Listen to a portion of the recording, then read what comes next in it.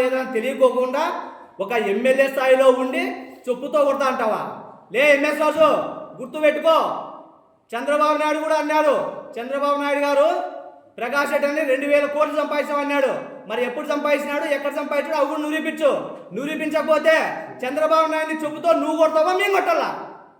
చంద్రబాబు నాయుడిని చెప్పుతో నువ్వు కొట్టి ప్రకాష్ రెడ్డి దగ్గర రా, అప్పుడు ఇంటికాట్రా. మా ఇల్లు మీ ఇల్లు దగ్గర అంటావా? ప్రకాష్ రెడ్డి అన్న ఇంటికాడికి వస్తే ప్రకాష్ రెడ్డి అన్న ఇంటి ముందు జెడ్పీటీసీ చంద్రకుమార్ ఉంటాడు. చంద్రకుమార్ని దాటి ప్రకాష్ రెడ్డి అన్న ఇల్లు దాకా నువ్వు ఏం మాట్లాడుతున్నావు? నీ బతుకు గురించి తెలీదా?